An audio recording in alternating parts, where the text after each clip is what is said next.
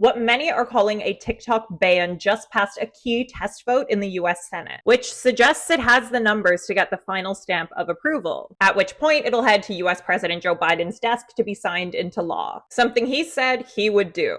This is not a drill, so let's talk about it. The TikTok ban was attached to a largely unrelated bill that includes a massive aid package for Ukraine, an icky but not uncommon tactic in politics. The bill also provides more money for Israel and Taiwan. Now, some people have tried to argue this bill is not a TikTok ban, but here's why they're wrong. The legislation requires ByteDance, which is TikTok's China-based owner, to sell the app on a fixed timeline, with the option for a small extension. If they don't, it'll be banned in the United States. But even if they wanted to sell it, actually making this sale, especially on this fairly tight timeline, is next to impossible. That's according to reporting from the New York Times, the Washington Post, and the experts they spoke to about this issue. On top of that, as Taylor Lorenz has reported, several lawmakers supporting this bill have repeatedly called it a ban. If TikTok is banned, this would not only impact the livelihoods of American creators, but Canadian ones too, whose audiences have lots of overlap with the United States. Not to mention the fact that Canada has already ordered a national security review of the app and tends to move in lockstep with the US on national security issues. Beyond the business impact, there are also concerns within the US on the impact this could have on the First Amendment. Like, TikTok has been a central force in reporting about the violence in Gaza, where the app's younger audience consistently sees reporting that's more in line with their opinion on the conflict.